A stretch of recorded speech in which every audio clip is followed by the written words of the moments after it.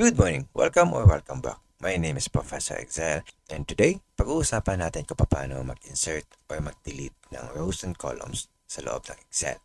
Now, una natin pag-uusapan ay kung paano ito gawin nang hindi gumagamit ng shortcut.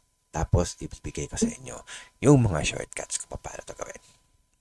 So, for example, kailangan natin maglagay ng bagong subject sa list natin. So, ilalagay natin si Makabansa sa gitna ni Filipino at ni Science. So, ang gagawin mo lang is to highlight the entire row. Punta ka ng home and cells. And since kailangan mo mag-insert, so piliin mo yung insert. Sa loob ng insert, pwede mong piliin yung insert cells, insert sheet rows, or insert sheet.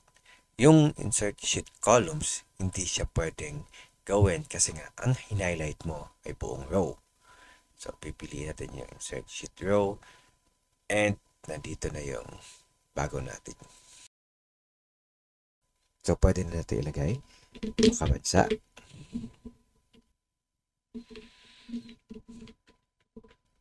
And yung grades natin.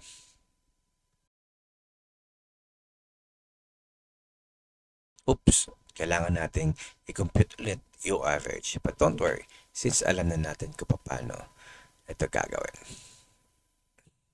Yun, tapos na. So, the same din sa paglagay ng column o sa pag-insert ng column.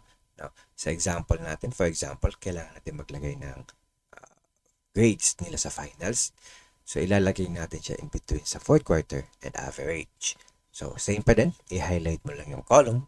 Punta ka ng home. Tapos, insert. Now, kung mapapansin nyo, yung insert sheet rows naman ang hindi natin pwedeng gawin. And insert sheet column yung pwede. Kasi, naka-highlight sa atin is buong column. Pindutin natin yung insert sheet column and may bago na tayong column. Like example, ito natin ilalagay yung finals. Now, take note na may formula tayong ginawa dati, average. Yung range nito is from B hanggang E or first quarter hanggang fourth quarter. Hindi niya naisama si finals kasi nga hindi natin siya nagawa before or wala pa siya before. Now, what will happen kapag maglalagay tayo dito score ni finals? 98. Pansin nyo, from B to E, nag-update yung formula natin at sinama na niya si finals. Kasi nag-insert tayo ng column after or right after ng dati nating formula. So take note, yung mga formula natin is mag-a-update once mag-insert tayo ng column or rows na in between ng formula natin. For example, maglalagay tayo dito ng column. So, isasama na niya sa formula niya yung column na lagay natin. So, mag-a-update yung formula natin kapag mag-a-add tayo ng column or rows in between sa existing formula or adjacent sa existing formula. So, i-update natin lahat. Example 92.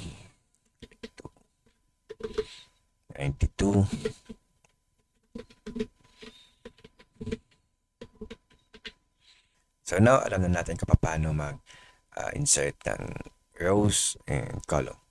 Paano naman ito gagawin kapag gagamit tayo ng shortcut? So for rows, same pa din, i-highlight mo yung buong row.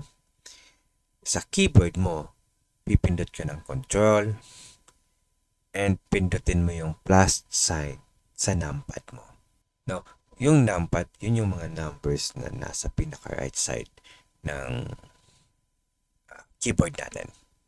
So, again, ang gagawin mo, press control and then plus sign na makikita sa numpad mo. And lalabas na yung bago mong in-insert na row. Now, for column naman, i-highlight mo yung kung saan mo gustong maglagay ng column. Then press control. This time, pipindot ka din ng shift. So, control, shift, and then yung plus sign sa taas ng keyboard mo. Huwag doon sa number pad, yung nasa taas. Mapapansin nyo, yung taas ng column ng keyboard natin ay may numbers 1 hanggang 0, tapos minus, and then equal sign. Now, sa taas ng mga numbers, makikita mo yung equal sign, may plus sign siya sa taas. So, yun yung gagamitin mo kapag mag-add ka ng column. So, again, Control, Shift, and then pindutin mo yung plus sign sa taas ng keyboard mo. And mag-i-insert na yung bago mong column. If ever hindi mo mapindot yung either column or row, for example, cell lang ang dyan, tapos bigla mong pinindot yung Control plus sign, lalabas ang menu ng insert cell. So either gusto mong mag-insert dito, tapos lahat ng columns mo, ito 89, 90, and 88.8 ay pupunta sa right side, o gusto mo yung 89 down sa 97 ay pupunta ng 1 cell down, o gusto mo mag-insert ng entire row or entire column. For example, lagay natin na mag-insert tayo and shift cell right. Pag pinindot mo yan, pansinin nyo sa 89 hanggang 88.8, gumalaw sila. So, ibig sabihin na kapag insert ka ng cell, na ginalaw mo ay yung column. For example, piliin natin si shift cells down. Okay? And lahat naman ng nasa column na to ang gumalaw pababa. Now, paano naman mag-delete ng rows and columns? So, the same pa rin. Pindutin mo lang yung row or column na gusto mong i-delete. Sa keyboard mo. So, sa taas, sa home, and dito sa cells, katabi ng insert ay delete.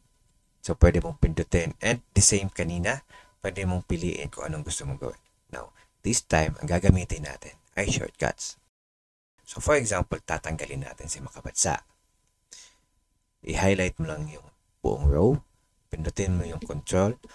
Now, kanina, kung mag-i-insert tayo ng rows or mag-a-add tayo ng rows, ang shortcut key ay control plus sign. Ngayon naman, since magdi-delete tayo, ang shortcut key ay control, then minus sign sa numpad. Ayan, deleted na yung row. Now, sa column naman, once magdi-delete tayo ng column, so, the same pa rin, i-highlight mo yung buong column, and ang formula ng shortcut natin is the same pa rin, control minus sa numpad. So, kapag magdi-delete tayo ng rows or column, the same lang po yung shortcut, control, and minus sa numpad mo. So, again, kapag mag-i-insert tayo ng row, control plus sign sa numpad. Kapag mag-i-insert tayo ng column, control shift plus sign sa taas na numbers, hindi sa numpad. And kapag magdi-delete tayo ng either rows or column, control shift and then minus sign sa numpad mo. So, yun yung lesson natin today. I hope may natutunan tayo. Again, my name is Professor Excel. Good morning.